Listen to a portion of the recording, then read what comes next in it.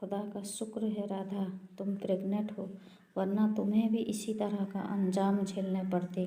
वो बोली, क्या हुआ अगर अभी मुझे ये सब सहना नहीं पड़ा है। मैं जब बच्चा जन्म दूंगी तब आप देखना मेरे साथ ये लोग क्या सलूक करते हैं।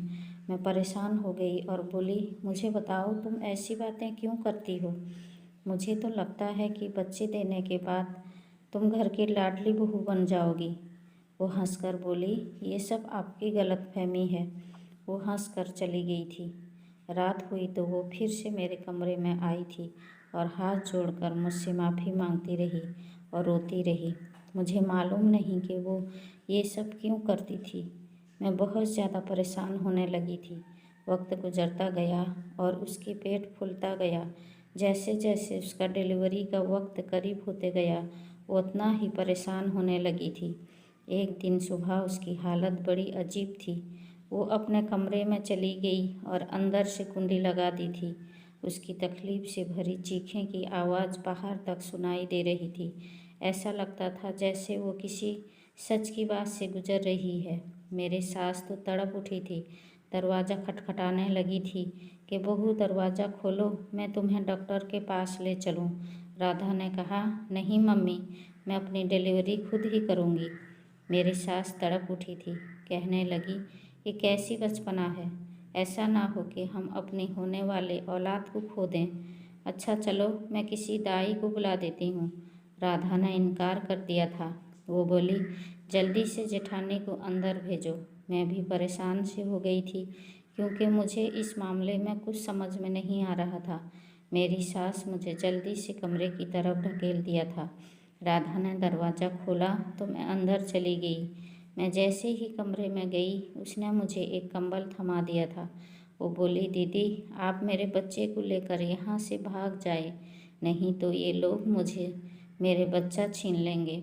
आप तो वैसे भी बांझ हैं, मेरी इस बच्चे को देखभाल करना। मैं बोली, आखिर मैं कहाँ जाऊँगी।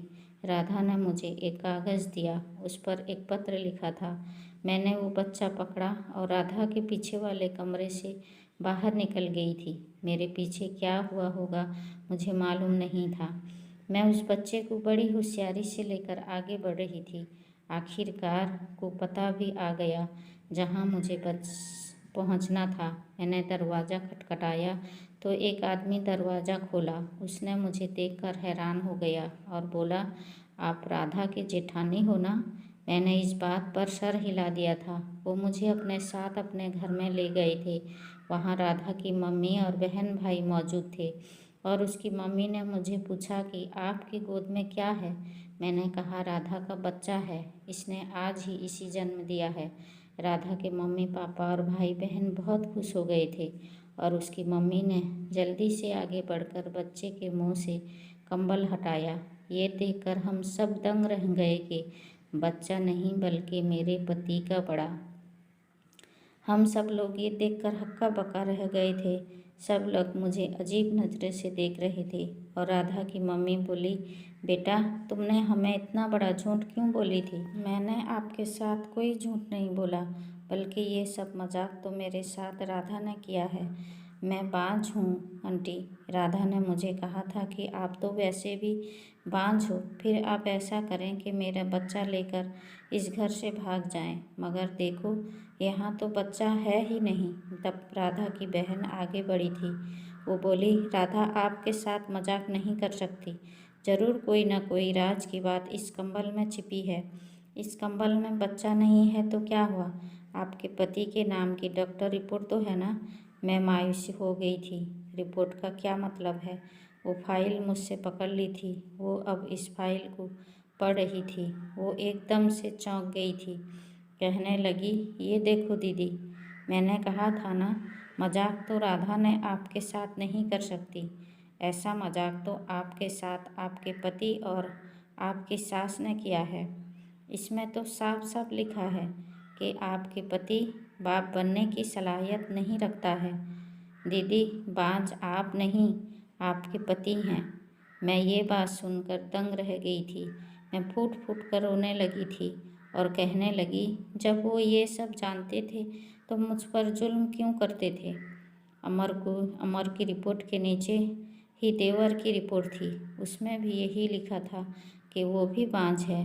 तब सब लोग चौंक गए थे और राधा की बहन बोली, दीदी, राधा ने आपकी हालत देखकर झूठ मूठ का ड्रामा रचा होगा कि वो प्रेग्नेंट है, क्योंकि वो जानती थी कि अगर वो ऐसा ना करती तो घर में सब उनसे भी नफरत करने लगते।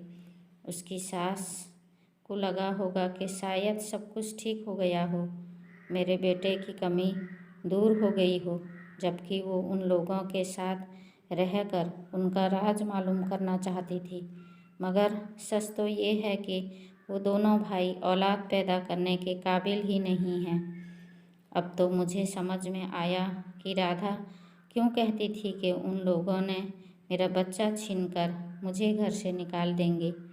राधा की मम्मी पापा बोले, हम अपनी बेटी को उन कमीनों के घर से वापस लेने जा रहे हैं। मैं बोली, अंकल, मैं भी आपके साथ चलूँगी। वो राजी हो गए थे।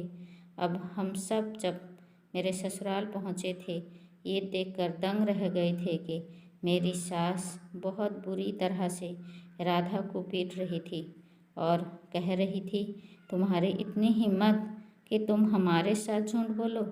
अंकल को बहुत गुस्सा आया।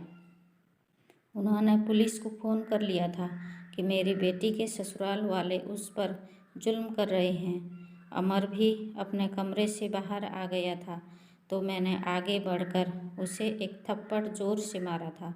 मैंने अपनी ज़िंदगी में तुम जैसा कमीना इंसान कभी नहीं देखा। तुम मुझे भरोसे में लेकर अपना खामी बता सकते थे, तभी मैं तुम्हारा साथ देती, हम बच्चा खरीद लेते, कोई दिक्कत नहीं होती। मगर तुम लोगों ने तो मेरा जीना हराम कर दिया था। तुम लोगों ने मुझे बांझ बना दिया था। मुझे फ़ौरन डिवोर्स दो। अगर अमर ने तो मुझे डिवोर्स दे दिया, लेकिन देवर ने कहा, मैं राधा को डिवोर्स नहीं दूंगा। उसने जो मुझे 9 महीना धोखे में रखा, उसको मैं सबक सिखा कर रहूँगा। इतने में पुलिस वहाँ पहुँच गई थी।